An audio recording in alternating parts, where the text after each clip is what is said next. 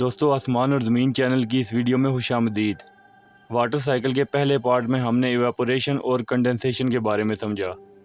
اس video میں ہم water cycle کے تیسرے پارٹ پریسپیٹیشن کے بارے میں جاننے کی کوشش کریں گے۔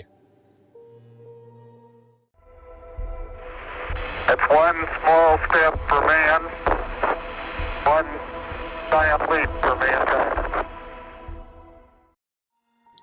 لیکن ایواپوریشن اور کنڈنسیشن سے متعلقہ کچھ مزید عوامل کو سمجھ لیتے ہیں۔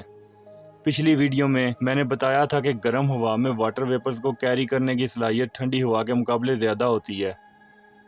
دوستو جب ہوا واٹر ویپرز کو کیری کرنے کی اپنی حد تک پہنچ جاتی ہے تو اس ہوا کو سیچوریٹڈ ایئر کہا جاتا ہے، یعنی ہوا پوری طرح واٹر ویپر سے بھر چکی ہے اور اب اپنے اندر مزید واٹر ویپرز کو کیری نہیں کر سکتی۔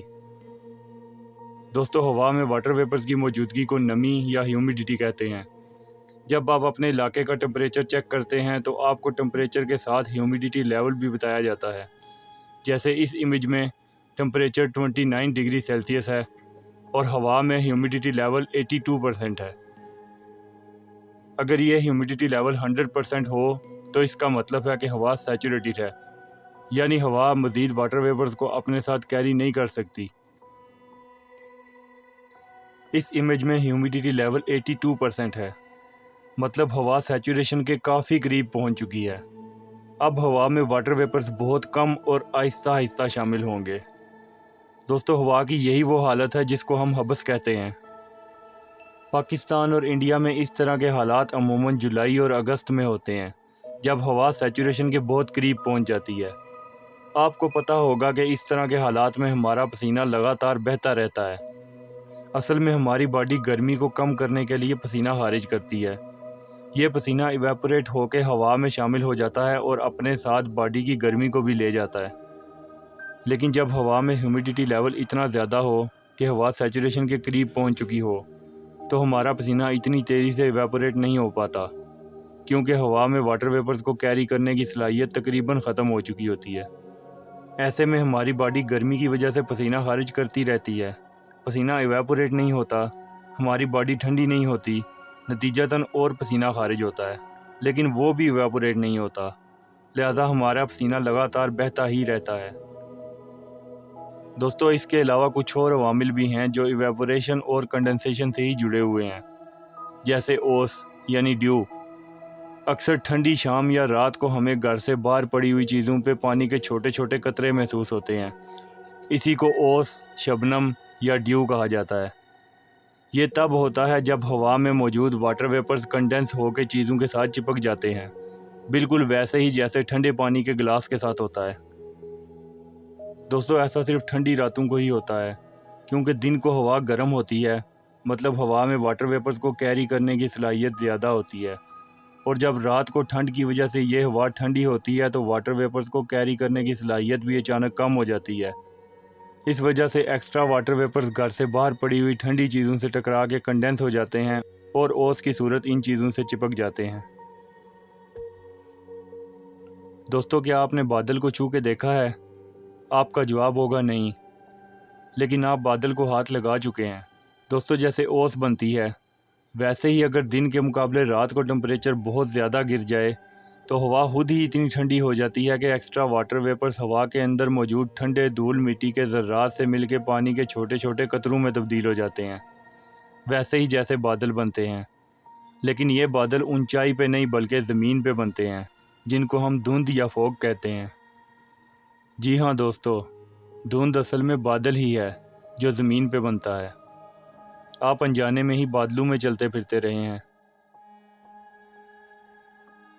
دوستو اب واٹر سائیکل کے تیسرے سٹیپ پریسپیٹیشن کے بارے میں جان لیتے ہیں۔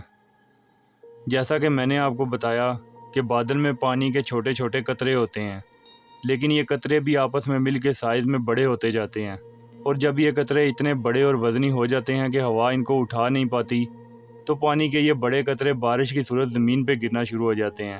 اس عمل کو پریسپیٹیشن کہتے ہیں۔ پریسپیٹیشن میں بادل سے پانی بارش، اولے یا برف کے گالوں کی صورت زمین کی طرف گرتا ہے۔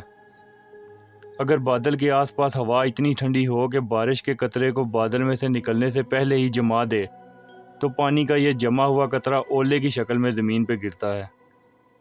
اور اگر ہوا اتنی سرد ہو کہ بادل میں بننے والے پانی کے چھوٹے چھوٹے قطروں کو آپس میں ملنے سے پہلے ہی کرسٹل کی صورت جما دے تو یہ چھوٹے چھوٹے کرسٹلز آپس میں مل کے سنو فلیکس یعنی برف کے گالے بناتے ہیں، جو بھاری ہونے کی وجہ سے آہستہ آہستہ زمین پہ گرتے ہیں، جس کو ہم برف باری کہتے ہیں۔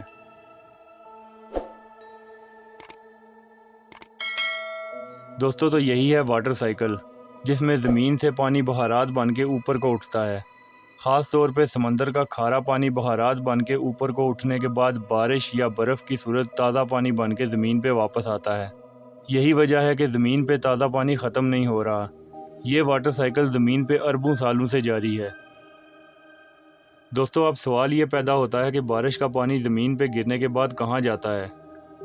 آپ کو لگ رہا ہوگا کہ یہ تو سیدھی سی بات ہے، بارش کا پانی تو دریاؤں، ندی نالوں اور جھیلوں میں ہی جاتا ہے۔ لیکن دوستو دریا تو تب بھی پانی سے بھرے رہتے ہیں جب مہینوں تک بارش نہیں ہوتی۔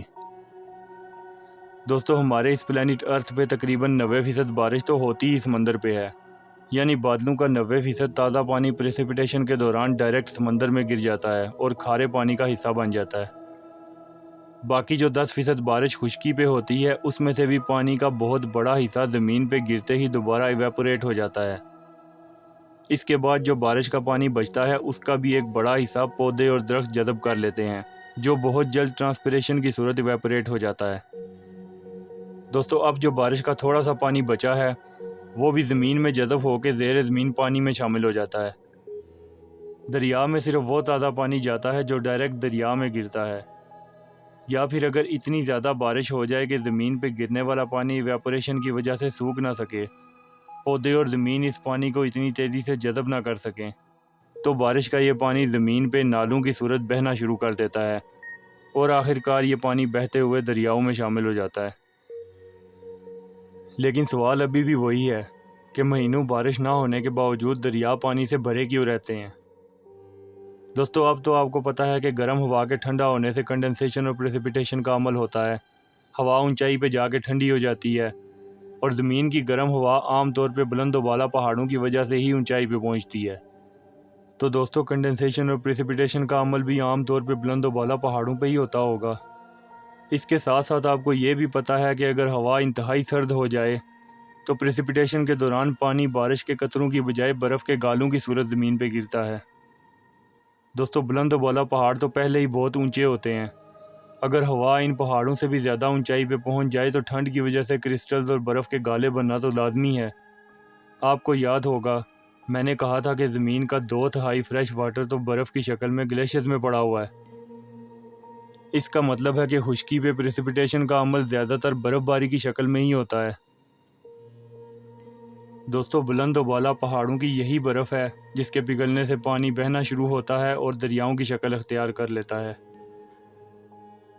پاکستان میں 5 بڑے دریا بہتے ہیں: سندھ، چناب، جہلم، راوی اور ستلج۔ یہ پانچوں دریا پاکستان کے شمال میں موجود پہاڑی سلسلوں ہمالیہ، ہندو کش اور قراقرم کے پہاڑوں سے برف پگھلنے کی وجہ سے شروع ہوتے ہیں۔ دوستو ان تینوں پہاڑی سلسلوں کا شمار دنیا کے بڑے پہاڑی سلسلوں میں ہوتا ہے۔ انفیکٹ دنیا کا سب سے اونچا پہاڑ Mount Everest Himalayan mountain range میں ہی ہے، اور دنیا کا دوسرا سب سے اونچا پہاڑ K2 قراقرم ماؤنٹین رینج میں ہے۔ لیکن دوستو مزے کی بات تو یہ ہے کہ آپ دنیا کے ان 3 عظیم پہاڑی سلسلوں کو بیک وقت دیکھ سکتے ہیں۔ قراقرم ہائی وے پہ گلگت شہر سے 45 کلومیٹر دور شمال مشرق میں ایک قصبہ ہے جگلاٹ۔ دوستو یہ قصبہ ایسے مقام پہ ہے جہاں یہ تینوں پہاڑی سلسلے آپس میں ملتے ہیں۔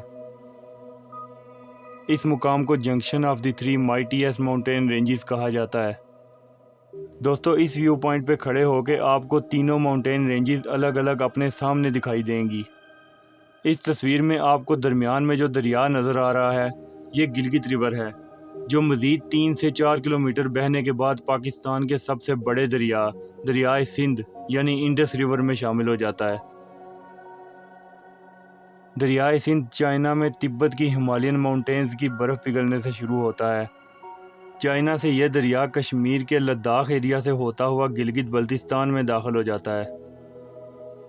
گلگت بلتستان میں سکردو شہر سے جگلاٹ تک اس دریا کی ایک سائڈ پہ قراقرم ماؤنٹین ہوتی ہے اور دوسری سائڈ پہ ہمالین۔ جگلاٹ سے دریائے سندھ جنوب کی طرف اپنا رخ کر کے چلاس شہر سے ہوتا ہوا خیبر پختونخوا میں داخل ہو جاتا ہے۔ جگلاٹ سے KPK کے شہر بشام تک دریائے سندھ کے ایک طرف ہمالیہ کا پہاڑی سلسلہ ہوتا ہے اور دوسری طرف ہندو کش کا پہاڑی سلسلہ۔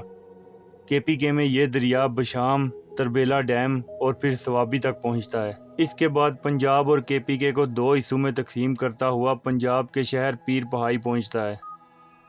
پنجاب میں کالا باغ سے ہوتا ہوا میاں والی اور میاں والی سے دوبارہ KPK اور پنجاب کے بارڈر کا کردار ادا کرتے ہوئے لیا کے مقام سے دوبارہ پنجاب میں شامل ہو جاتا ہے۔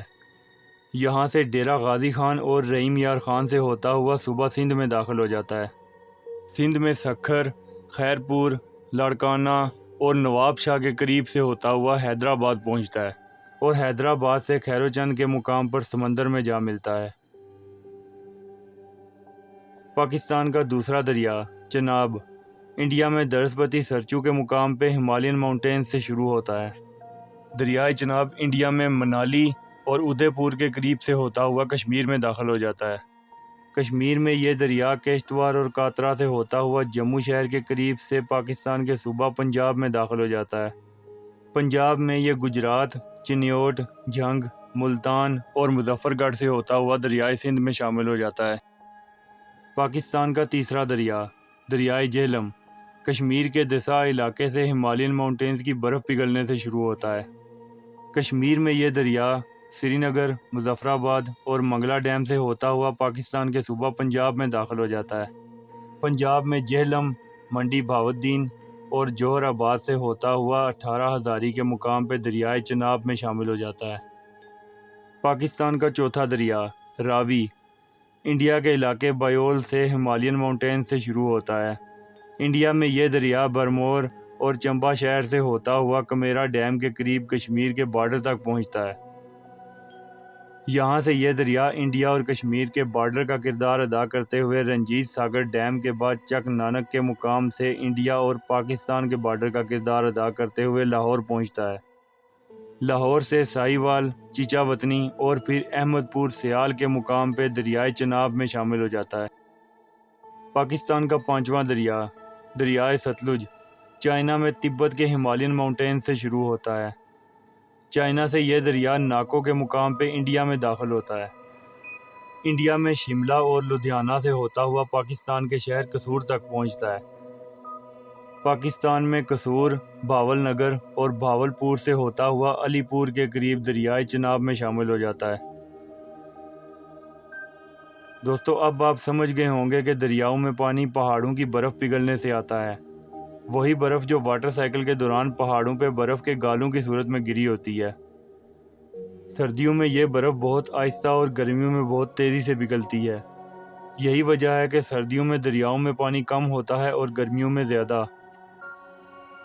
دوستو اگر آپ کو یہ ویڈیو اچھی لگی ہے تو ویڈیو کو لائک کر دیں اور چینل کو سبسکرائب کر لیں، اور کمنٹ کر کے بتائیں کہ واٹر سائیکل کے بعد اگلی ویڈیو کس ٹاپک پہ ہونی چاہیے۔ دوستو یہ تھا واٹر سائیکل کا دوسرا پارٹ، جس میں ہم نے جانا کہ پریسیپیٹیشن کیا ہوتا ہے، پریسیپیٹیشن کے بعد فریش واٹر کا کیا ہوتا ہے اور دریاؤں میں پانی کہاں سے آتا ہے۔ واٹر سائیکل کے تیسرے اور آخری پارٹ میں ہم زمین دوز پانی کے بارے میں تفصیل سے جانیں گے۔ زمین کے نیچے پانی کیسے پہنچتا ہے، کنواں کھودنے پہ پانی کیوں نکلتا ہے، چشمہ کیسے جاری ہوتا ہے، کچھ علاقوں میں پانی کم گہرا اور کچھ میں زیادہ گہرا کیوں ہوتا ہے، سیم و تھور، یہ سب واٹر سائیکل کی اگلی ویڈیو میں۔